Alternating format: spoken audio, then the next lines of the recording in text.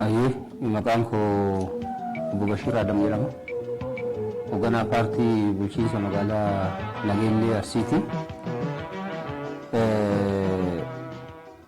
Dhimmi gurmaa'insa caasaa haarawaatiin wal qabatee akka magaalaa keenyatti hojiin guddaan hojjetamee jira. Duraan dursee dhimmicha gurmaa'insa caasaa haarawaa magaalaa keenyaa qofa osoo hin taane akka naannoo keenyatti dhimmi gurmaa'insa caasaa haarawaa barbaachisummaan isaa maalii kan jedhu san yaada kennuu barbaada. Deebiin murtoowwan gurguddaa akka naannoo keenyatti akka naannoo Oromiyaatti darban keessaa murtoowwan gurguddaan sadii ture.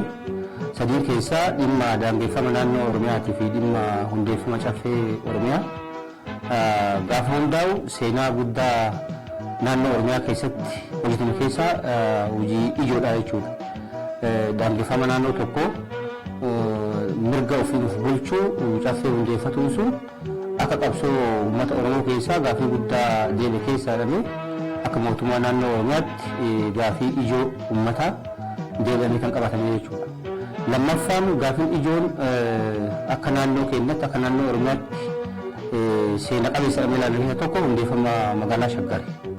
Hundeeffama magaalaa Shaggar hundeeffama gaafii yeroo baay'ee uummanni Oromoo Finfinneen tun tan eenyuti tiyya jedhee qaamonni biraa biyya keessaaf biyya alaa mormii garaagaraa ture keessatti gaafii uummanni Oromoo yeroo baay'ee fayyadamummaa uummanni Oromoo Finfinnee irraa argachuu qabu. Faayidaa uummanni Oromoo Finfinnee irraa argachuu qabu jedhamee qabsoon bal'aan gaggeeffamaa ture. Qabsoo qofa osoo hin taane aarsaa abboonsaa dhiigaaf lafee dargaggeessi uummanni keenya baay'ee itti kafalee jira jechuudha.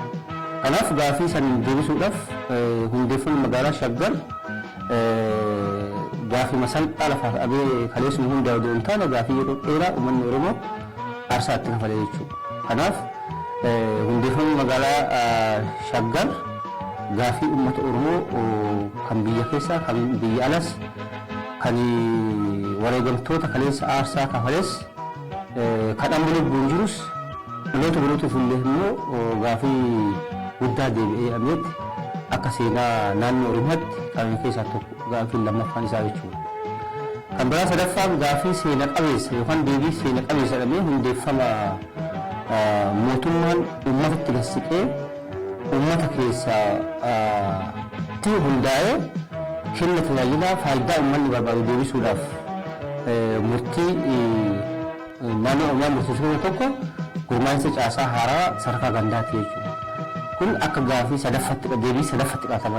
Seenaa naannoo Oromiyaa keessatti seenaa gurguddoon sadii kana keessaa sadaffaan gurmaa'insa caasaa haaraa sadarkaa gandaati jechuudha.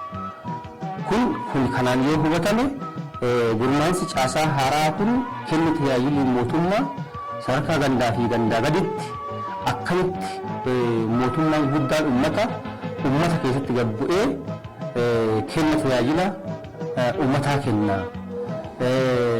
Kenna tajaajila kenna akkamitti milkeessuu dandeenya jedhamee gaafii qoratamee deebii gabaabaa naannoo Oromiyaatiin kennamu keessaa gurmaa'insa caasaa haaraati.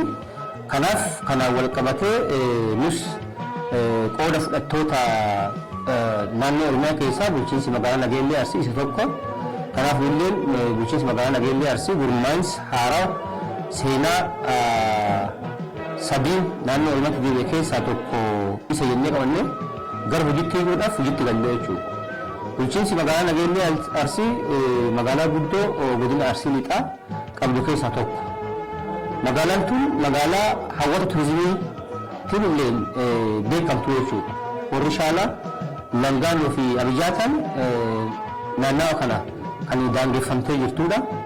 Karaa waraaf immoo daandii guddicha Fincaaleeqis darbu keessa magaalaa kana keessa kan darbudha.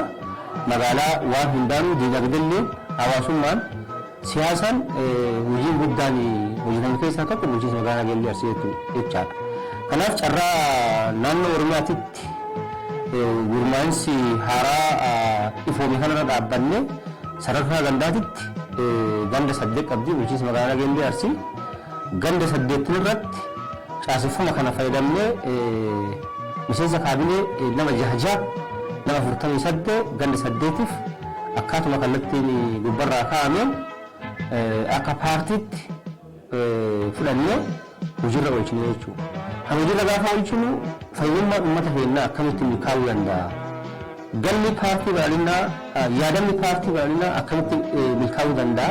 Fayyummaa uummataatiin ifuma waan ta'eef hoggansa gurguddaa sadarkaa magaalaatti hogganaa turan beekumsa qaban, dandeettii qaban, dandeettii siyaasummaa qaban, ogummaa qaban hunda carraa kanaan fayyadamanii gara gandaatti gabba'anii jechuudha.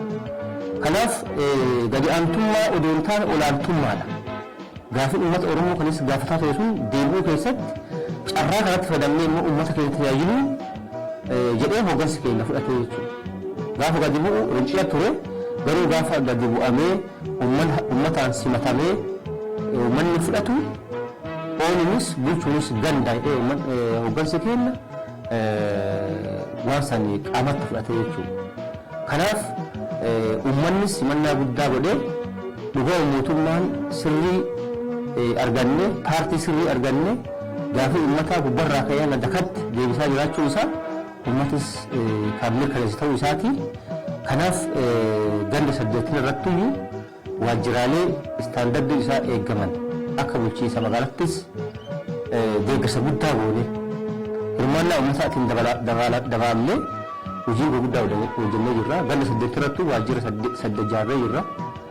Waajjira qofa odoo hin taane iddoo ragaan gurguddaan uummata gandaa taa'uu danda'ullee mijeessaa baajata mootummaan magaalaa keenya irraa ganda tokkoon qarshii 750 tti kan tilmaamamu ganda 8 kan ramade ta'uu isaa akkasumas waajjiraalee 8 akka ijaaramaniif miliyoona tokko qabnee ganda 8 keessatti waan amma kaleedheen gadda isin gandarratti gabbuutiin sadarkaa gandaa itti raawwatan hunda